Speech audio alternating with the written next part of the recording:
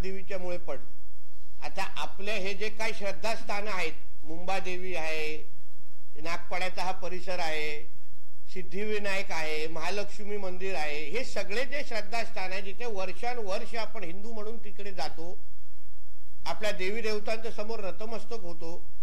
मला एक विचारायचं की अशाच अतिक्रमण, अशाच पद्धतीची आरेरावी अगर आम्ही हजेली मस्जिदच्या बाहेर केली, माहीम मस्जिदच्या बाहेर केली तर चालेल का? तिथे आम्ही लोकांनी आमच्या हिंदू स्टॉल लावलेत आणि तिथे आमचे पदार्थ विकले तर ह्या लोकांना चालणार का? आज आपण मुंबादेवी नागपाड्याचे इथे बघत होतो, सर्रास बीफचं विकलं तिथे चाललेलं आहे।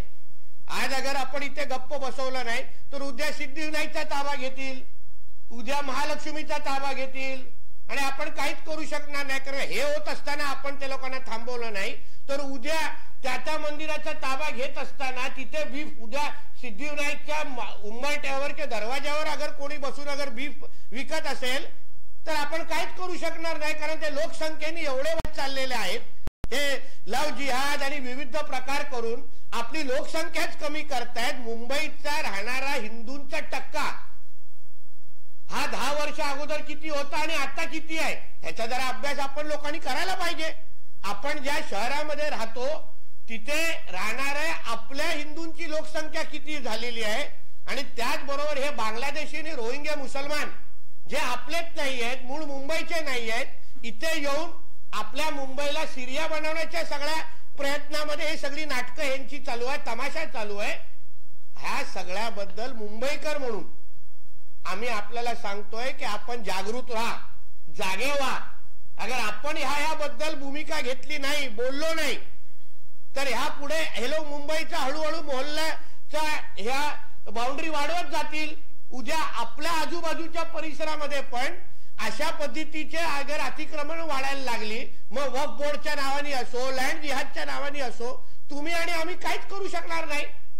म्हणून इथून जे जे अधिकाऱ्यांनी आता ह्या मस्ती केलेल्या आहेत त्या लोकांना मी स्पष्ट सांगतो की तुम्ही अगर हे अतिक्रमण ज्याबद्दल आम्ही त्या लोकांना माहिती देणार आहे ती अतिक्रमण वेळेत अगर तोडली नाही, त्या अतिक्रमणावर वेळेत कारवाई केली नाही, अनधिकृत मस्जिद असतील, अनधिकृत मदरसा असतील, अनधिकृत पद्धतीने हिरवीकरण जे काही पद्धतीने सुरू आहे, आम्ही मग ती सगळी माहिती आमच्या आदरणीय देवेंद्र फडणवीस साहेबांना देऊ आणि मग तिथे ज्या पद्धतीने मीरा रोडला बुलडोजर चालला, ज्या पद्धतीने कोल्हापूरला बुलडोजर चालला, त्याच पद्धतीने बुलडोजर देवाचा इफेक्ट किंवा कारवाई तुम्हाला आता मुंबईमध्ये पण दिसायला सुरू होणार आहे।